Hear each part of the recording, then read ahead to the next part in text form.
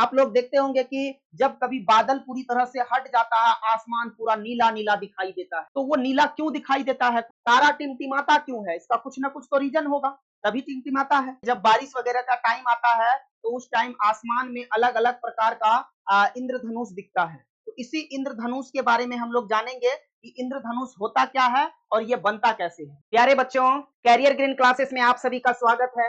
आज के इस क्लास में पढ़ेंगे क्लास 10th फिजिक्स का जो सेकंड चैप्टर है, प्रकाश का अपवर्तन, रिफ्रैक्शन ऑफ लाइट। इसमें हम लोगों ने लेक्चर फर्स्ट और लेक्चर सेकंड में कई सारे टॉपिक को कवर कर लिए। आज के इस लेक्चर में हम लोगों ने पढ़ेंगे अवतल लेंस में बनने वाले किरण आरेख। तो अवतल लेंस में जो बनने वाला किरण आरेख होता है, इसके बारे में हम लोग जानेंगे। जैसा कि आप देख पा रहे होंगे कि अवतल लेंस में जब वस्तु को अनंत पर रखा जाता है, मतलब अवतल लेंस में हम अगर किसी भी वस्तु को अनंत पर रखेंगे तो उसका प्रतिबिंब कहां पर बनेगा, उसका प्रतिबिंब कैसा बनेगा, प्रतिबिंब का प्रकृति कैसा होगा, प्रतिबिंब का आकार कैसा होगा, इन सारे बातों पर ध्यान देंगे। तो जब वस्तु को अनंत पर रखा जाता है, जब वस्तु को अनंत पर रखा जाता है तो उसका प्रतिबिंब काल्पनिक, सीधा, वस्तु से बड़ा, छोटा तथा फोकस पर बनता है। साफ साफ शब्दों में यह कहा जाता है कि अगर हम किसी वस्तु को अवतल लेंस, कौन सा लेंस, अवतल लेंस पर हम अगर किसी वस्तु को अनंत पर रखेंगे तो उसका जो प्रतिबिंब बनेगा वो प्रतिबिंब हमेशा काल्पनिक बनेगा। उसका प्रतिबिंब कैसा बनेगा? काल्पनिक बनेगा। जब प्रतिबिंब काल्पनिक बनेगा तो हमेशा सीधा होगा, और जब वास्तविक बनता है तो क्या होता है? उल्टा होता है। तो प्रतिबिंब काल्पनिक बनेगा, सीधा होगा और वस्तु से छोटा होगा। वस्तु जितना बड़ा रहेगा प्रतिबिंब उसका क्या होगा?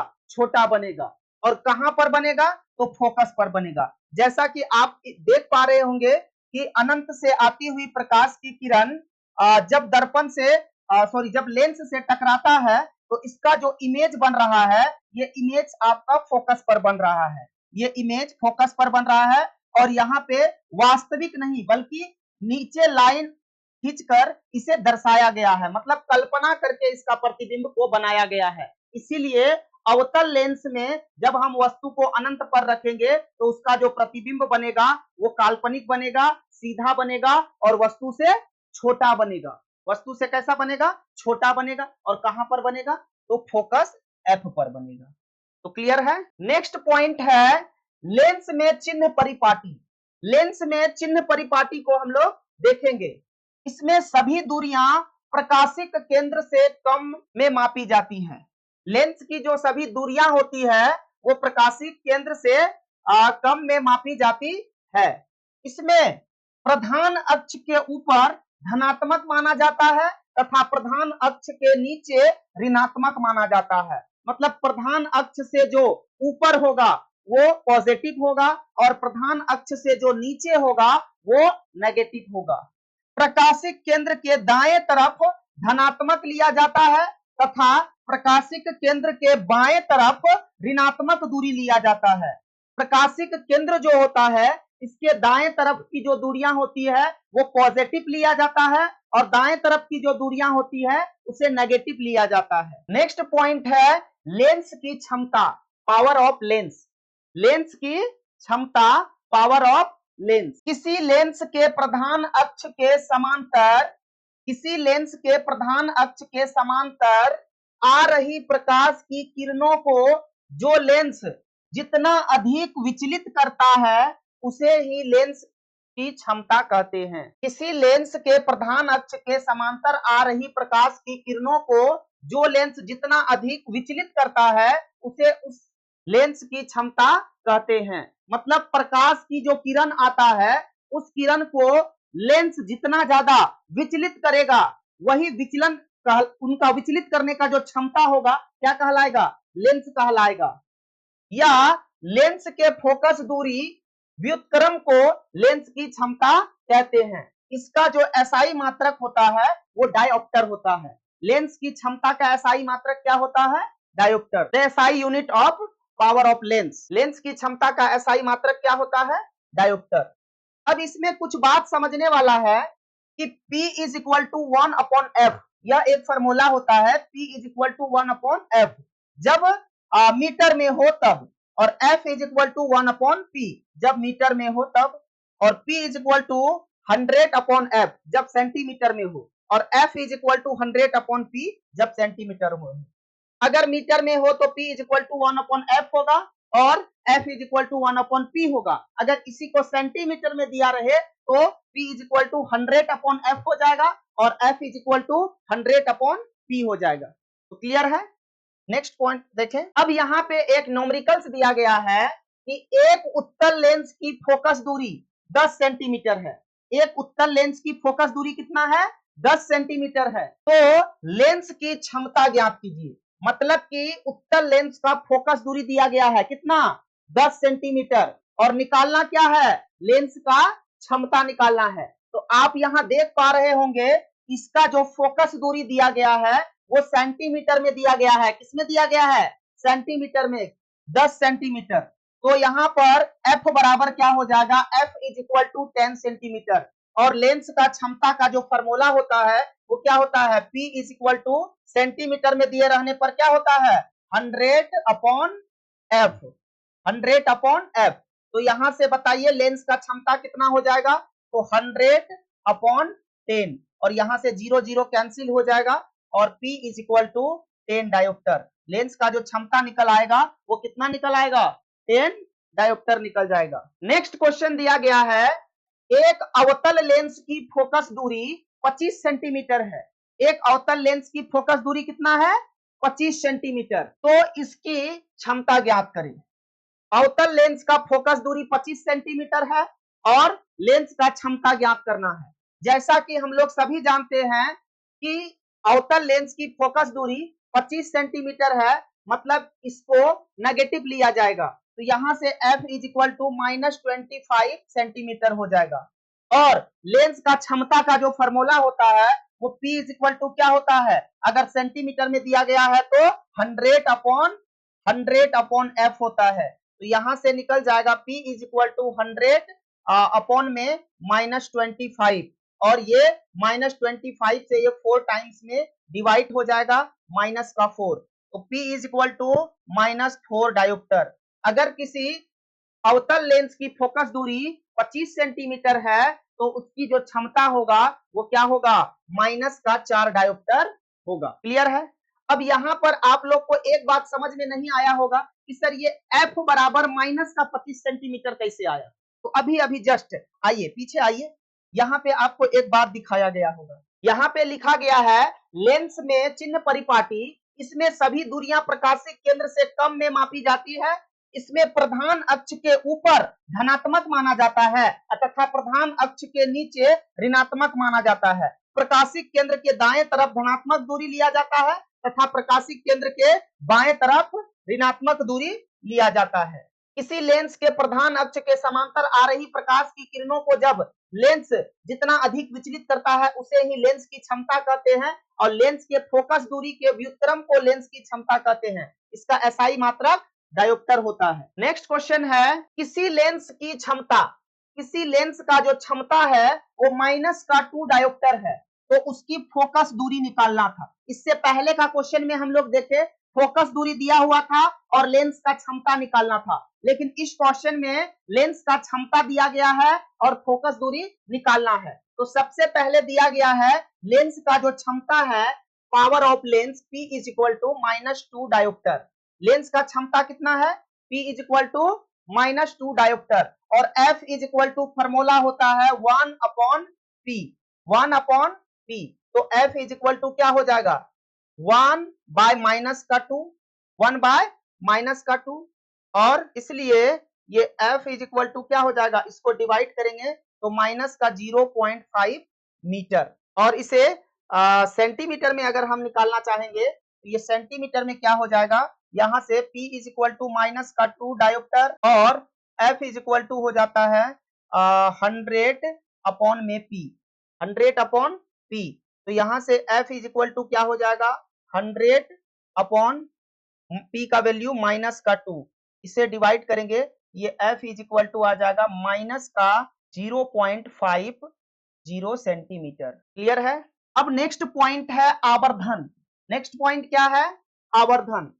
आवर्धन m बराबर होता है प्रतिबिंब की ऊंचाई बटे बिंब की ऊंचाई। मतलब जो प्रतिबिंब का ऊंचाई होगा वो प्रतिबिंब का ऊंचाई बटे जो बिंब की ऊंचाई होगा उसे हम लोग आवर्धन m से रिप्रेजेंट करते हैं। यहाँ पे m is equal to h dash upon h, ये h डैश से हम लोग प्रतिबिंब की ऊंचाई को रिप्रेजेंट करेंगे और h से जो है वो बिंब की ऊंचाई को रिप्रेजेंट करेंगे। अब यहाँ पे हमें सिद्ध करना है, मतलब सिद्ध करें 1 upon v minus 1 upon u is equal to 1 upon f उत्तल लेंस में। मतलब उत्तल लेंस में यह बात सिद्ध करना है, प्रूव्ड करना है कि 1 upon v minus 1 upon u is equal to 1 upon f होता है।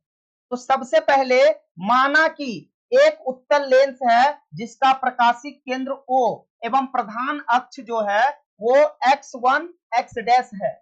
इसके प्रधान अक्ष पर रखी वस्तु AB का काल्पनिक प्रतिबिंब A डैश B डैश वस्तु की ओर बनता है, जैसा कि ऊपर के चित्र में दिखाया गया है। मतलब ये जो चित्र दिखाया गया है इसमें यहाँ पे साफ साफ ये चीज दर्शाया गया है, ठीक है, कि O केंद्र वाला कोई एक प्रधान अक्ष है, ठीक है। इसमें जो वस्तु को रखा गया है ये A डैश और B डैश जो है ये प्रतिबिंब है जो वस्तु के ओर बनता है, और यहाँ AB जो है ये वस्तु की ऊंचाई है। इसको प्रूव्ड करने के लिए सबसे पहले त्रिभुज OA डैश B तथा त्रिभुज OAB में angle A dash is equal to angle A equal to 90 degree. आप देख पा रहे हैं फिगर में यहाँ पे जो कोण A बन रहा है, ठीक है, ये वाला कोण A और यहाँ पे जो कोण बन रहा है A डैश, ये दोनों का दोनों कोण कितना डिग्री का बन रहा है? 90 डिग्री का बन रहा है। दोनों का दोनों कोण 90 डिग्री बन रहा है। एक तो ये त्रिभुज लिया जा रहा है और दूसरा ये त्रिभुज लिया जा रहा है। इन दोनों त्रिभुज में कोण A जो है वो कितना बन रहा है? 90 डिग्री बन रहा है। और कोण O बराबर कोण O, मतलब कोण O जो है वो कोण O के बराबर होगा। कैसे बराबर होगा? क्योंकि दोनों उभयनिष्ठ एंगल है, ठीक है, दोनों त्रिभुज के लिए काम कर रहा है। कोण O जो है ये कोण O ये त्रिभुज ABO के लिए भी काम कर रहा है और ये कोण BO जो है A dash B dash O के लिए भी काम कर रहा है। जब कोई कोण दो त्रिभुज के लिए काम करे तो उसे हम लोग उभयनिष्ठ कोण कहते हैं। इसीलिए कोण O बराबर कोण O इसके लिए भी बराबर होगा और कोण O इसके लिए भी बराबर होगा। तो यहाँ से यह बात पता चल जाएगा कि कोण O जो है वो दोनों में बराबर होगा, इसीलिए कोण O इज इक्वल टू कोण O उभयनिष्ठ कोण है। जब दो एंगल बराबर हो जाए तो यहां से क्या हो जाएगा? त्रिभुज OA डैश B डैश सिमिलेटरी हो जाएगा, मतलब समरूप हो जाएगा त्रिभुज OAB का। मतलब यहां से ये बात पता चल गया कि त्रिभुज ABO ये समरूप है किसका? त्रिभुज OA डैश और B डैश का। त्रिभुज ABO जो है ये समरूप है किसका? त्रिभुज OA डैश और B डैश का। ये दोनों त्रिभुज क्या होगा? समरूप हो गया। कैसे समरूप हो गया? कोण A 90 डिग्री है, यहाँ भी कोण A डैश 90 डिग्री है, इससे दोनों कोण बराबर हो गया। दूसरा कोण कैसे? कोण O जो है इसके लिए भी है और इसके लिए भी है, इसका मतलब कोण O क्या है? उभयनिष्ठ है। तो एक कोण 90 डिग्री है, दूसरा कोण उभयनिष्ठ है। जब दो कोण बराबर हो जाए तो त्रिभुज ये दोनों क्या हो गया? समरूप त्रिभुज हो गया। अब A डैश B डैश बटे AB बराबर होगा OA डैश बटे OA। इसको हम लोग इक्वेशन फर्स्ट मान लेंगे, समीकरण 1 मान लेंगे। अब त्रिभुज F2A डैश B डैश तथा त्रिभुज F2OM में A डैश B डैश बटे AB बराबर हो जाएगा F2O प्लस OA डैश बटे OF2। इसको हम लोग समीकरण 2 मान लेंगे। अब समीकरण 1 व 2 से OA डैश बटे OA बराबर हो जाएगा F2O प्लस OA डैश बटे OF2, और चिन्ह परिपाटी से OA डैश किसको मानेंगे? OA डैश क्या है? V है, ये माइनस का होगा, और OA क्या है? U है, ये भी क्या होगा? माइनस का होगा, और OF2 क्या है? ये F है, और F फोकस क्या होगा? प्लस में होगा।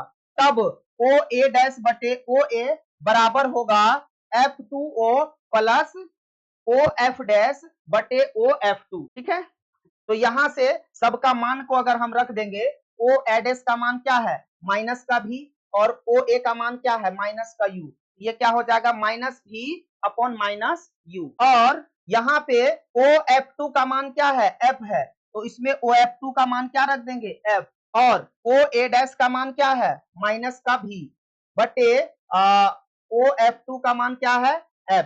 तो यहां से हमारा क्या निकल जाएगा VF is equal to UF minus UV, और दोनों तरफ दोनों साइड में UVF से हम क्या कर देंगे भागा लगा देंगे। अगर दोनों साइड UVF से भाग देने पर ये क्या हो जाएगा, तो ये हो जाएगा 1 अपॉन U माइनस का 1 upon V is equal to 1 upon F, और इसी बात को प्रूव्ड करना। नेक्स्ट पॉइंट देखेंगे, एक क्वेश्चन है, यदि आपतन कोण I बराबर 60 डिग्री, यदि आपतन कोण I बराबर कितना हो 60 डिग्री तथा अपवर्तन कोण R बराबर 45 डिग्री हो, तो विचलन कोण क्या होगा।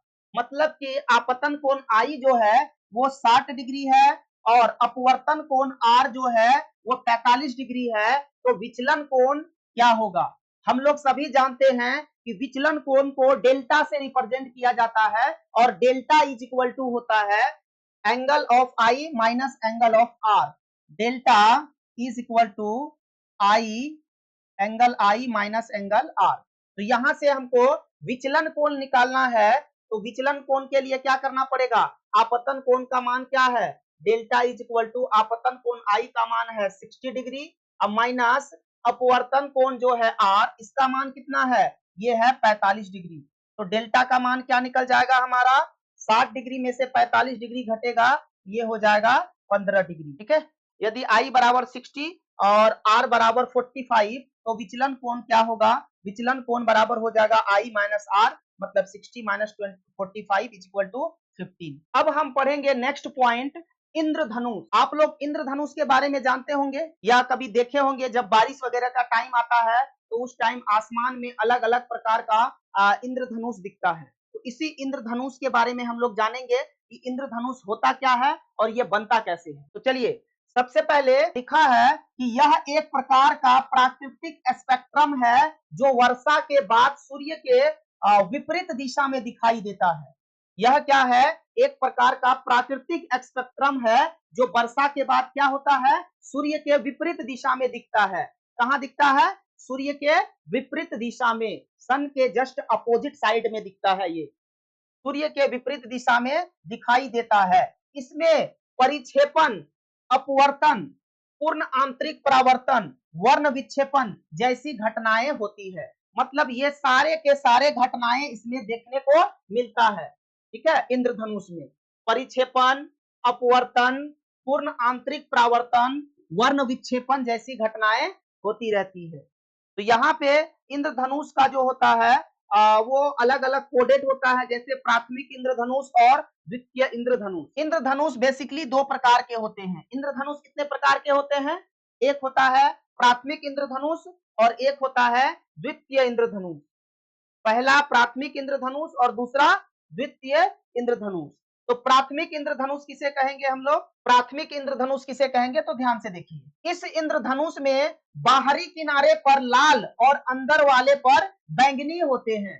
प्राथमिक इंद्रधनुष जो होता है उसका बाहरी जो किनारा होता है, बाहर वाला क्षेत्र, वो कैसा होता है, वो लाल होता है। बाहर वाला क्षेत्र लाल होता है और अंदर वाला जो होता है वो कैसा होता है, बैंगनी होता है। प्राथमिक इंद्रधनुष में बाहर वाला क्षेत्र लाल होता है, अंदर वाला क्षेत्र क्या होता है, बैंगनी होता है। जैसा कि आप देख पा रहे होंगे कि एक सफेद प्रकाश जब अपवर्तन होता है तो ये रेड कलर जो है ये आंतरिक परावर्तन हो रहा है, एक बाहर की ओर है। ठीक है, और जो बैंगनी कलर है वो क्या है, अंदर की ओर है। और प्राथमिक परावर्तन जो होता है, प्राथमिक इंद्रधनुष, इसमें लाल रंग हमेशा क्या होता है, लाल रंग ऊपर की ओर होता है, और बैंगनी रंग जो होता है ये सबसे क्या होता है, नीचे। जैसा कि यहाँ आप देख पा रहे होंगे कि लाल कलर का जो रंग है वो क्या है, सबसे ऊपर दिखाई दे रहा है, और बैंगनी रंग जो है वो सबसे नीचे दिखाई दे रहा है। तो प्राथमिक इंद्रधनुष में लाल कलर जो होता है, रेड कलर,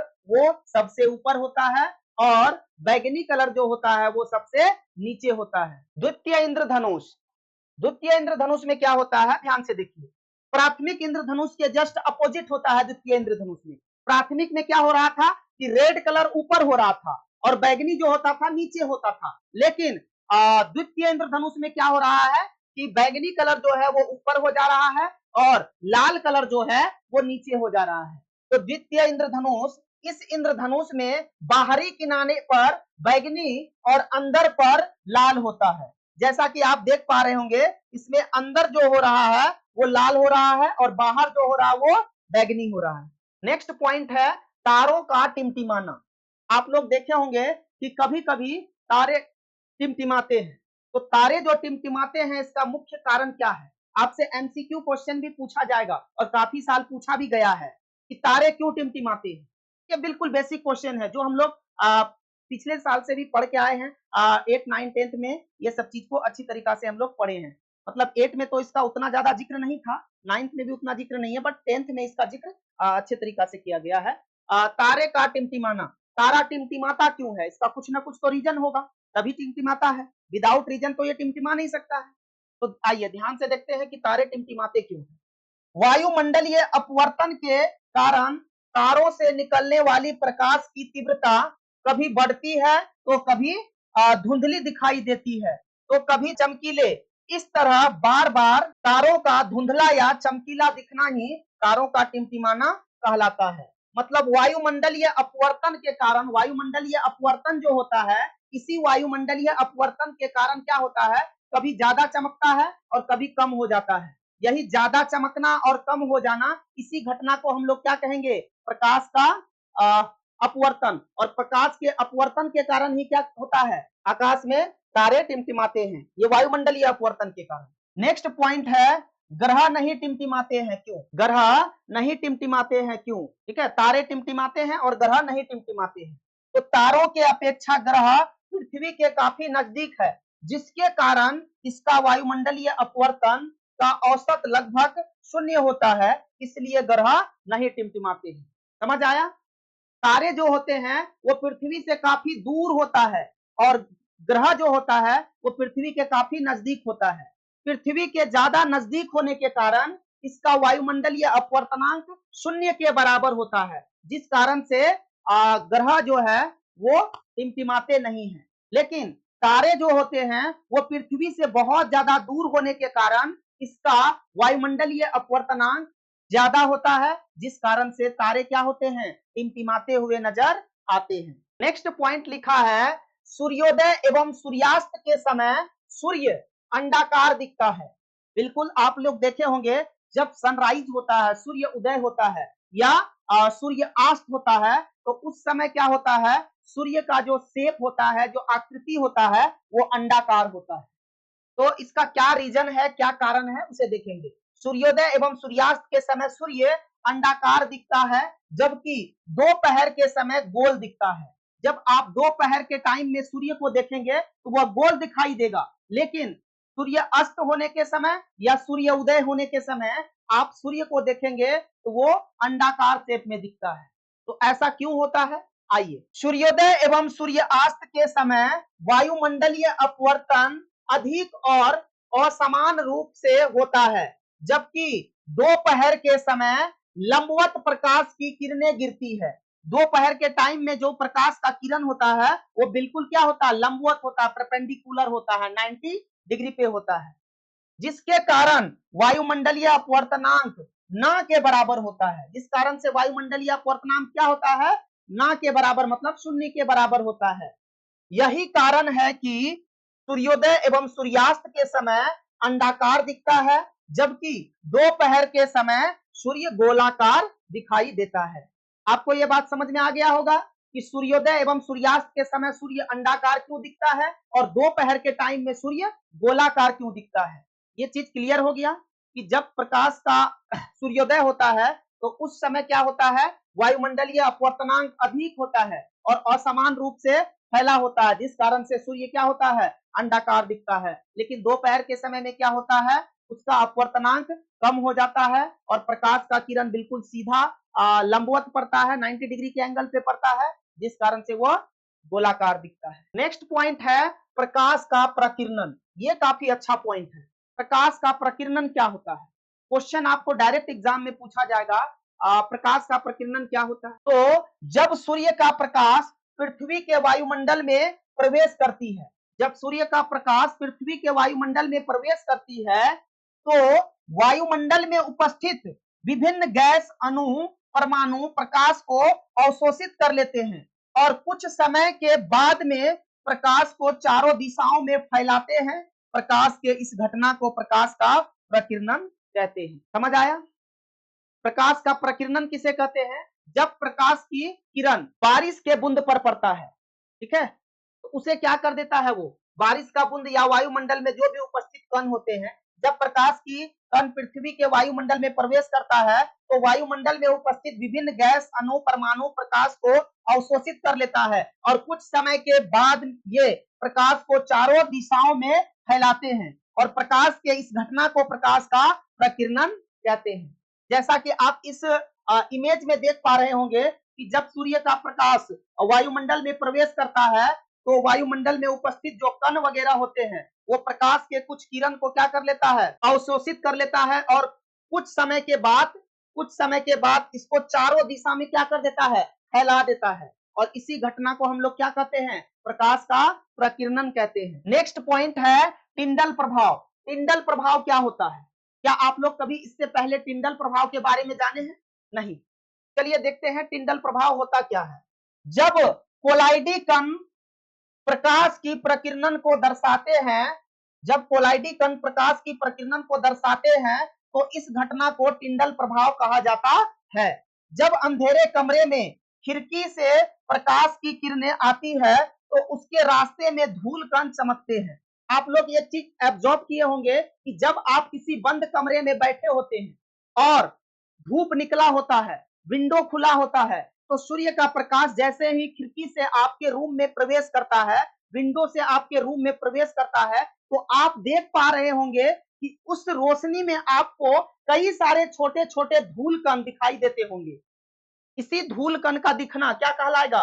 टिंडल प्रभाव कहलाएगा। जब अंधेरे कमरे में खिड़की से प्रकाश की किरणें आती है, तो उसके रास्ते में धूल कण चमकते हैं। जब किसी कमरे में धुआं भरा हो और प्रकाश की किरण आए, तो इसके रास्ते में चमकते हुए कण दिखाई देते हैं। जैसा कि आप इस इमेज में देख पा रहे होंगे कि एक अंधेरा सा कमरा है और इसमें विंडो से क्या आ रहा है? कई सारा प्रकाश आ रहा है। तो इस प्रकाश में कणों को गति करते हुए हम लोग देखते हैं। यह घटना क्या कहलाएगा? टिंडल प्रभाव कहलाता है। नेक्स्ट पॉइंट है स्वच्छ आकाश का रंग नीला क्यों होता है? जो स्वच्छ आकाश होता है हमारा, उसका रंग नीला क्यों होता है? आप लोग देखते होंगे कि जब कभी बादल पूरी तरह से हट जाता है, आसमान पूरा नीला नीला दिखाई देता है। तो वो नीला क्यों दिखाई देता है? कुछ तो रीजन होगा ना, विदाउट रीजन तो हो नहीं सकता है। तो क्या रीजन है जो आसमान नीला दिखाई देता है? मतलब स्वच्छ आकाश का रंग नीला क्यों होता है? प्रकीर्णित प्रकाश की तीव्रता तरंगदैर्ध्य के चौथे भाग का व्युत्क्रमानुपाती होता है, अर्थात जिस रंग का तरंगदैर्ध्य अधिक होगा, उसका प्रकीर्णन कम होगा। आप पिछले लेक्चर में ये बात पढ़ चुके हैं कि जिस प्रकाश का तरंगदैर्ध्य जितना अधिक होता है, उसका प्रकीर्णन क्या होता है? तरंगदैर्ध्य अधिक होगा तो प्रकीर्णन कम होगा, तरंगदैर्ध्य कम होगा तो प्रकीर्णन ज्यादा होगा। ठीक है, तो जिस रंग का तरंगदैर्ध्य कम होगा, उसका प्रकीर्णन अधिक होगा। इसलिए बैगनी एवं नीले रंग के प्रकाश का प्रकीर्णन ज्यादा होता है और हमारी आंखें बैगनी के अपेक्षा नीला रंग ज्यादा देखता है। इसलिए आकाश का जो रंग होता है वो नीला दिखाई देता है। समझ में आया? प्रकाश का जो रंग होता है बैंगनी और नीला, इसका तरंगदैर्ध्य क्या होता है? बहुत कम होता है, जिस कारण से इसका प्रकीर्णन क्या होता है? सबसे ज्यादा होता है। और नीला रंग जो होता है वो बैगनी रंग के अपेक्षा हमारे आंख को ज्यादा विजुअलाइज होता है। इसी कारण से आसमान जो होता है, स्वच्छ आसमान हमको कैसा दिखाई देता है? नीला दिखाई देता है। अगर हमारे आंख का कैपेसिटी बैगनी रंग को देखने की होता, या विजुअलाइज करने का होता तो आसमान हमें बैंगनी दिखता। नेक्स्ट पॉइंट है कि अंतरिक्ष यात्री को आकाश काला दिखता है, क्यों? जो अंतरिक्ष यात्री होते हैं, अंतरिक्ष में जो जाते हैं, उसको आसमान कैसा दिखता है? काला दिखता है। तो काला क्यों दिखता है? ठीक है, तो आइए, अंतरिक्ष यात्री को आकाश काला दिखता है, क्यों? इसके कुछ कारण है। क्या कारण है? तो ध्यान से देखिए। अंतरिक्ष में वायुमंडल नहीं होता है, अंतरिक्ष में वायुमंडल नहीं है, और अंतरिक्ष में प्रकाश का प्रकीर्णन नहीं होता है। मतलब अंतरिक्ष में ना ही वायुमंडल होता है और ना ही वहां प्रकाश का क्या होता है? प्रकीर्णन होता है, जिस कारण से अंतरिक्ष यात्री को आसमान क्या दिखता है? काला। नेक्स्ट पॉइंट है, बादल का रंग सफेद होता है, क्यों? अब ये भी क्वेश्चन सही है भाई। बादल का जो रंग होता है वो सफेद होता है, क्यों? तभी तो कुछ रीजन होगा ना। तो आइए, बादल का निर्माण सूक्ष्म कणों से बना होता है। बादल का निर्माण जो होता है वो किससे होता है? सूक्ष्म कणों से बना होता है। ये सूक्ष्म कण, ठीक है, अलग अलग आकार में होते हैं। सूक्ष्म कण क्या होते हैं? अलग अलग आकार में होते हैं। ये टू का मतलब फिर से अलग, ठीक है। तो सूक्ष्म कण जो होते हैं अलग अलग आकार में होते हैं, जिसके कारण प्रकीर्णन का औसत लगभग एक समान हो जाता है। जिसके कारण से प्रकीर्णन का औसत क्या हो जाता है? एक समान हो जाता है। यही कारण है कि बादल का जो रंग होता है वो सफेद होता है। क्लियर है? नेक्स्ट पॉइंट है, सूर्योदय एवं सूर्यास्त के समय सूर्य लाल दिखता है, क्यों? ये भी बढ़िया क्वेश्चन है कि सूर्योदय जब होता है, सनराइज जब होता है, ठीक है, उस समय भी सूर्य लाल दिखता है, और जब सूर्य अस्त होता है, ठीक है, उस समय भी सूर्य कैसा दिखता है? लाल दिखता है। तो सूर्य उदय और सूर्य अस्त के समय सूर्य लाल दिखता है। इसका मुख्य कारण क्या है? क्या रीजन है कि ये लाल दिखता है? तो आइए समझते हैं। जैसा कि हम लोग जानते हैं कि लाल रंग का तरंगदैर्ध्य क्या होता है? सबसे ज्यादा होता है। ये बात आप लोग जानते हैं कि लाल रंग का तरंगदैर्ध्य सबसे ज्यादा होता है, जिसके कारण उसका प्रकीर्णन सबसे कम होता है। ये बात आप लोग पढ़े हैं पहले कि जिस रंग का तरंगदैर्ध्य ज्यादा होगा उस रंग का जो प्रकीर्णन होगा वो क्या होगा? कम होगा। तो जैसा कि हम लोग जानते हैं कि लाल रंग का तरंगदैर्ध्य सबसे ज्यादा होता है, जिसके कारण उसका प्रकीर्णन सबसे कम होता है और वह ज्यादा दूरी तक तय करता है। इसीलिए सूर्योदय एवं सूर्यास्त के समय सूर्य लाल दिखाई देता है। बाकी का कलर उससे क्यों हट जाता है? क्योंकि बाकी कलर का क्या होता है? तरंगदैर्ध्य कम होता है, इसीलिए वह प्रकीर्णित हो जाता है, और लाल रंग का जो होता है ज्यादा होता है, जिस कारण से वह प्रकीर्णित नहीं होता है, बिखरता नहीं है, इसलिए हमें दूर से उसका कलर कैसा दिखता है? लाल दिखता है।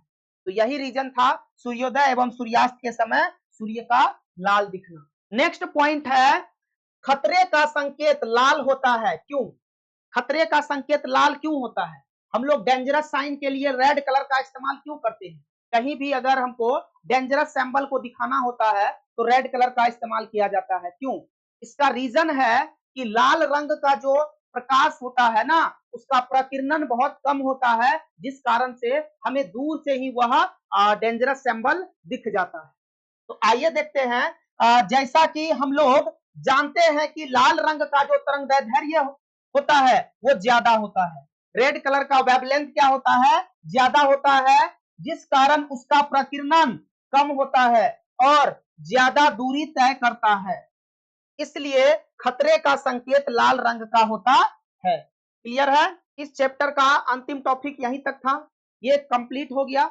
सेकेंड चैप्टर का जो लेक्चर था वो पूरी तरह से कंप्लीट हो गया। नेक्स्ट क्लास में हम सेकेंड चैप्टर से रिलेटेड कुछ ऐसे इंपॉर्टेंट पॉइंट्स आप लोगों को बताएंगे जो कि आपके एग्जाम के पॉइंट ऑफ व्यू से काफी ज्यादा इंपॉर्टेंट होने वाला है। ठीक है, तो आज का क्लास यहीं तक, मिलते हैं आप लोगों से नेक्स्ट क्लास में। तो आज के लिए इतना ही, बाय बाय।